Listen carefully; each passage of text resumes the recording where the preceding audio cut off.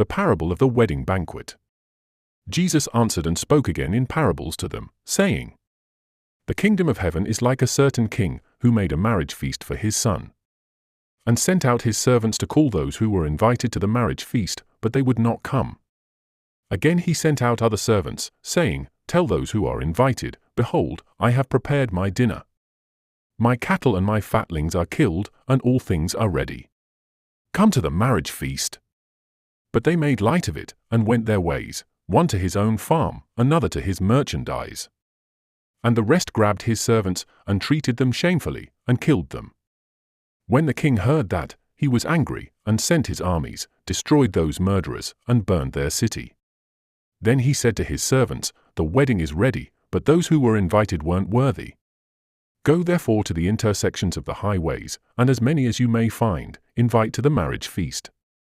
Those servants went out into the highways, and gathered together as many as they found, both bad and good. The wedding was filled with guests.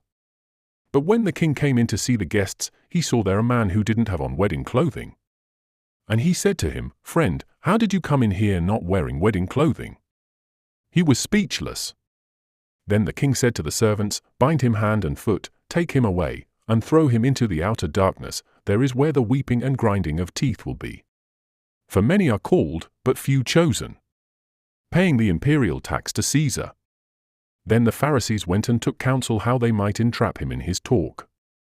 They sent their disciples to him, along with the Herodians, saying, Teacher, we know that you are honest, and teach the way of God in truth, no matter who you teach, for you aren't partial to anyone. Tell us therefore, what do you think? Is it lawful to pay taxes to Caesar, or not? But Jesus perceived their wickedness, and said, Why do you test me, you hypocrites? Show me the tax money. They brought to him a denarius. He asked them, Whose is this image and inscription? They said to him, Caesar's. Then he said to them, Give therefore to Caesar the things that are Caesar's, and to God the things that are God's. When they heard it, they marveled, and left him, and went away. Marriage at the resurrection. On that day Sadducees, those who say that there is no resurrection, came to him. They asked him, saying, Teacher, Moses said, If a man dies, having no children, his brother shall marry his wife, and raise up seed for his brother. Now there were with us 7 brothers. The first married and died, and having no seed left his wife to his brother. In the same way, the second also, and the third, to the 7th. After them all, the woman died. In the resurrection therefore, whose wife will she be of the 7? For they all had her. But Jesus answered them, You are mistaken, not knowing the Scriptures, nor the power of God. For in the resurrection they neither marry, nor are given in marriage, but are like God's angels in heaven.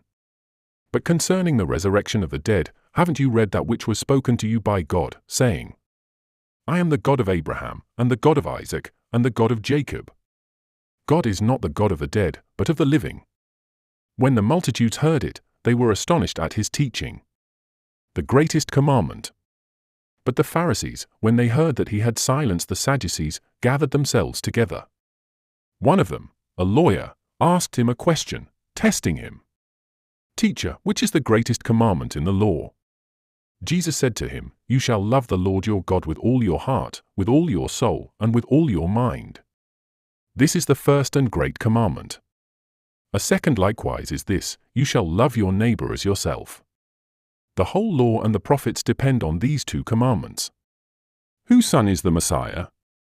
Now while the Pharisees were gathered together, Jesus asked them a question, saying, What do you think of the Christ?